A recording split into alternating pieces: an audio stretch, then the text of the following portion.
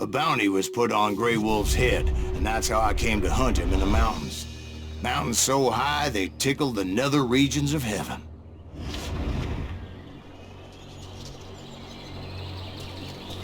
Grey Wolf was a Chiricahua Apache medicine man who had led a war party in revenge for a massacre against his people. The U.S. Army had attacked his tribe during his daughter's sacred sunrise ceremony, and the slaughter was unspeakable. I understood his anger, as there's nothing more traumatic than seeing those you love die in a cruel and painful death.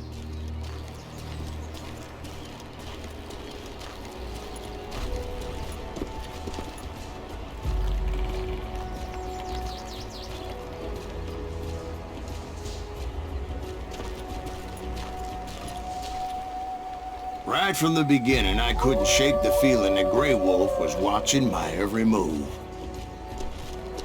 He led a band of young Apache warriors who wanted retribution and were more than willing to die for him.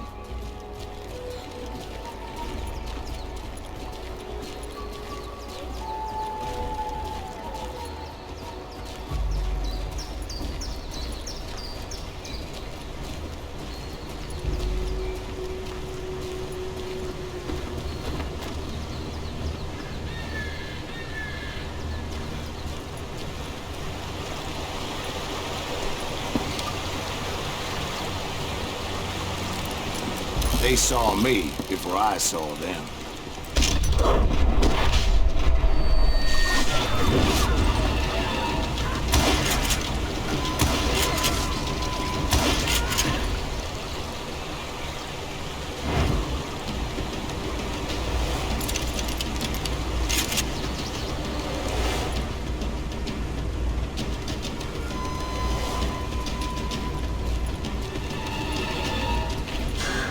And it crossed my mind that maybe this wasn't such a good idea. But now that the shooting had started, there was no backing down.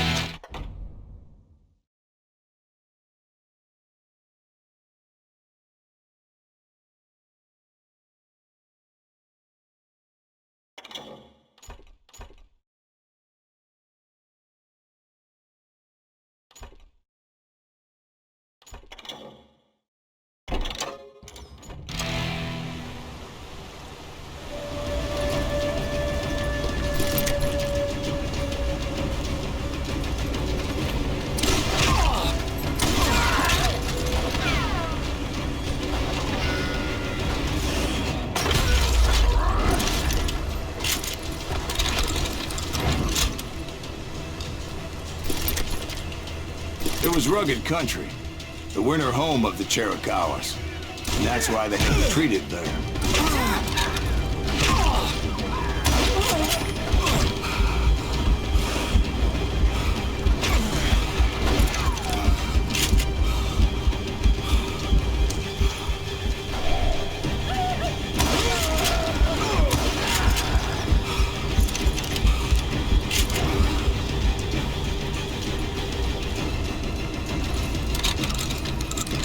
admit to having some regrets about going after them the way I did.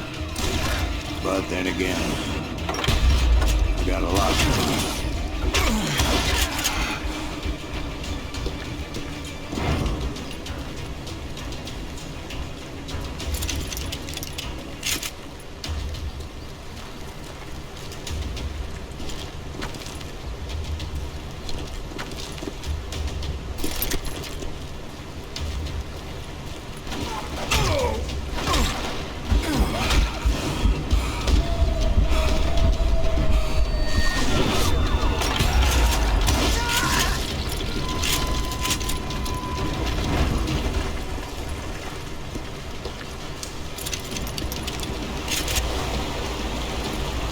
Did you find Grey Wolf? Not at that moment, but I did find the entrance to their hideout.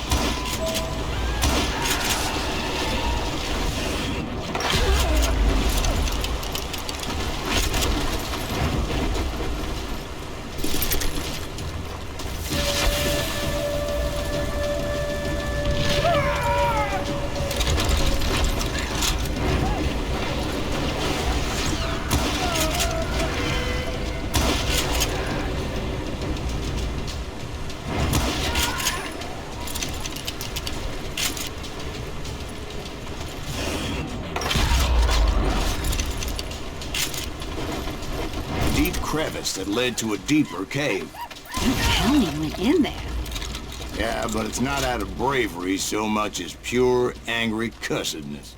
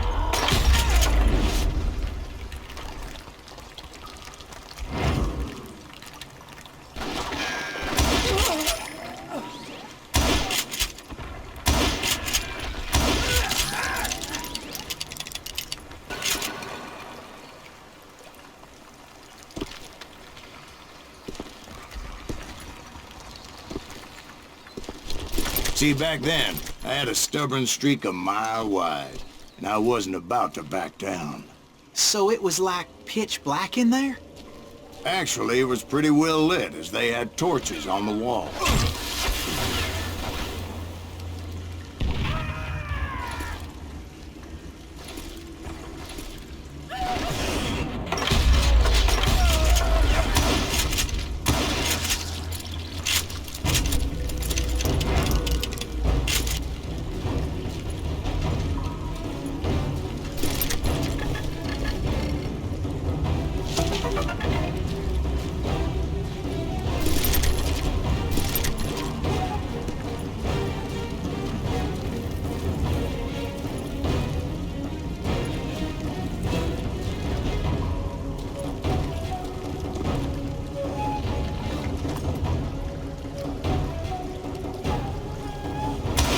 Was his cave?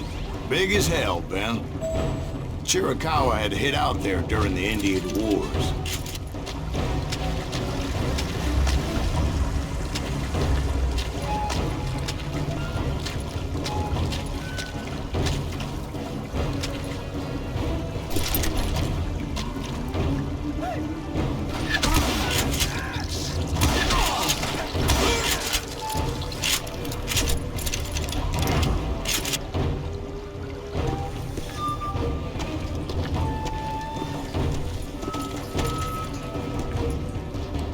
They thought it was haunted with the ghosts of those murdered by the horse soldiers. The cave was haunted with dead Indian ghosts? To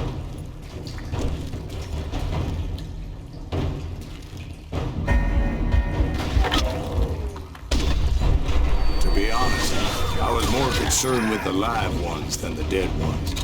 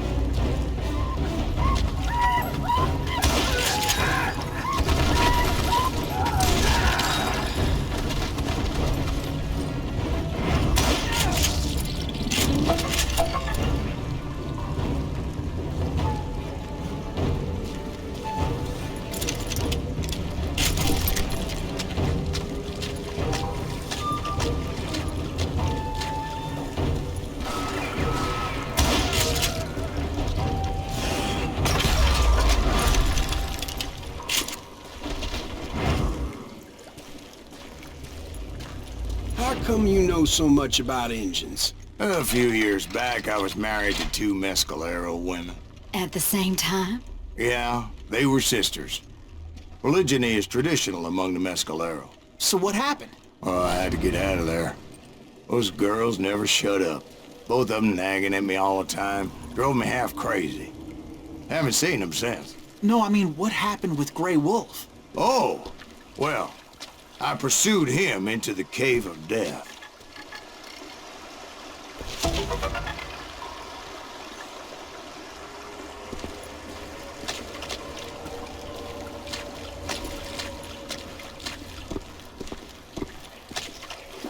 I came upon this flooded grotto, and that's when I saw him. He came to me unarmed and unafraid. His voice echoed in the shadows, and I sensed he meant me no harm. You carry great darkness in your heart, and if you do not release it, it will claim your soul. The sound of his voice put some kind of ancient Indian spell on me.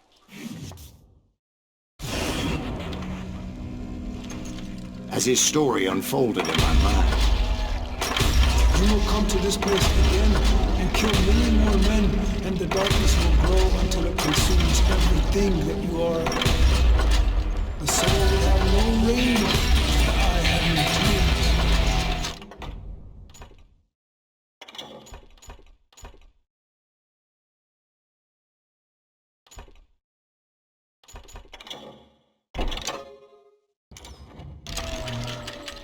He said I was a great warrior, a coyote man, unequaled by any other pale-faced warrior, or something like that. The snakes will bite shadows of your past until a pain closes your heart, and an echo of the song of the dead summons the spirits deep from within the mountains. I didn't quite get what he was saying, but there was definitely snakes.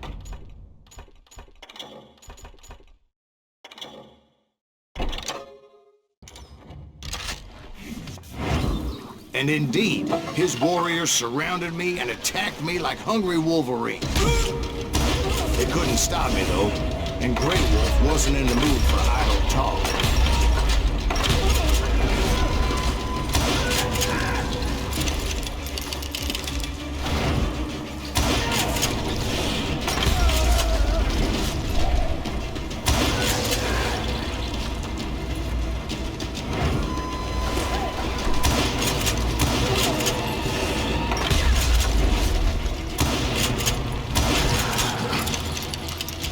I swear I couldn't see any way out of this trap. But suddenly, one just appeared. Kind of like a miracle.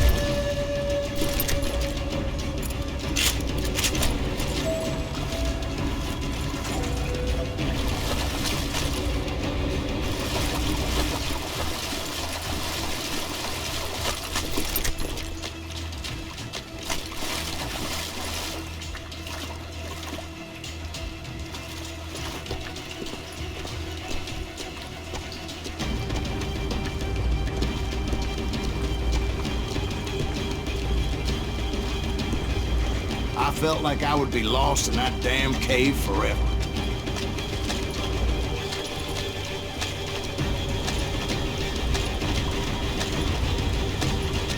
Finally, I found myself back outside, perched on the edge of a precipice, overlooking the thundering Whitewater River. To get where I was going required several leaps of faith, but no way in hell I was turning back.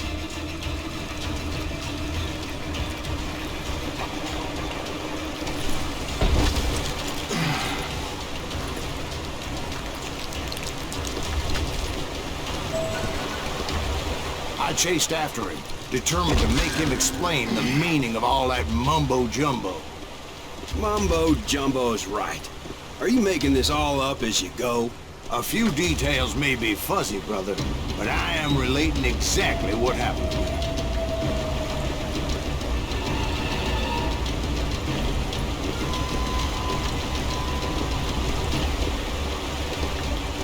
There were dozens of Apache warriors aiming at me from on high. Dozens? Well, maybe not dozens, but there was a lot of them. At least 3 or 4. Well, more than that, little lady.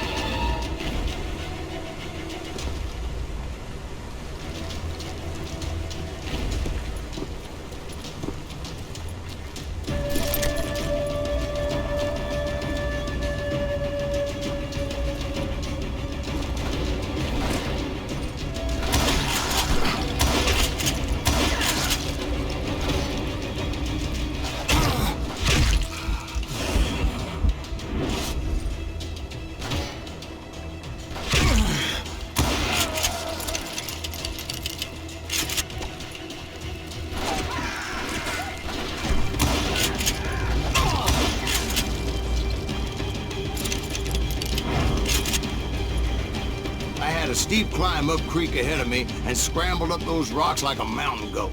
I was determined to locate Grey Wolf and find out exactly what the hell he was trying to tell me.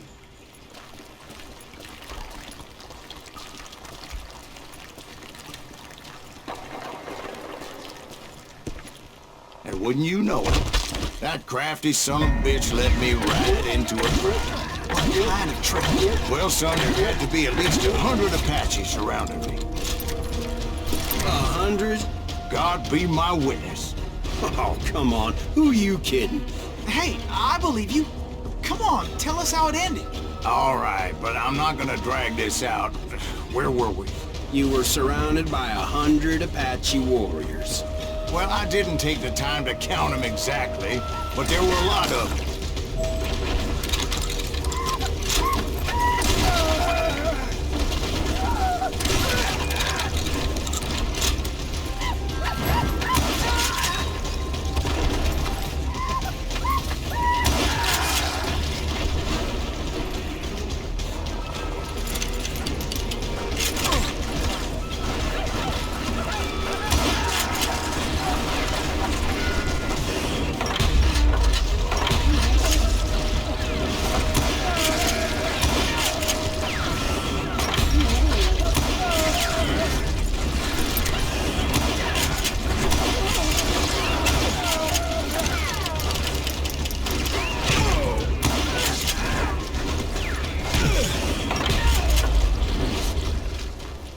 And in the end, a path appeared before me that I had not seen before.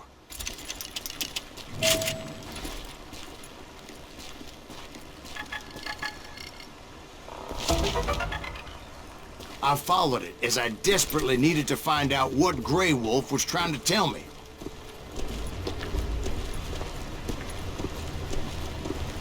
But it was like that son of a bitch disappeared into thin air.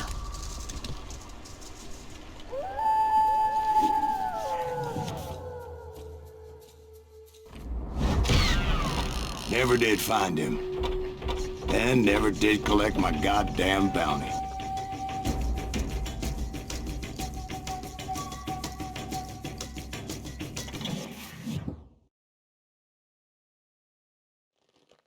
Thank you, darling. It's interesting how the truth can sometimes seem, might malleable, depending upon your point of view. Like how those dime novels make you out to be something you're not? Jack, don't be starting trouble. No, he's right. They do tend to exaggerate. Did they exaggerate your part in taking down the Daltons?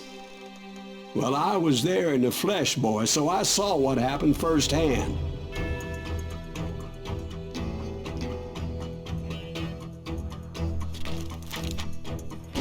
Those Daltons were lawmen once, before they all went bad, robbing banks and trains clear across the territory.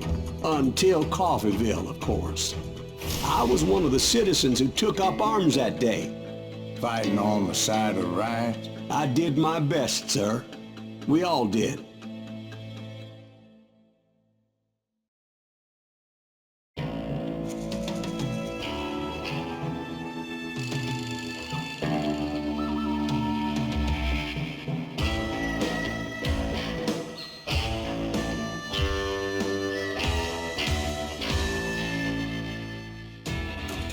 It was early morning. One of my friends was a local gunsmith, and he handed out firearms to anybody who'd take one.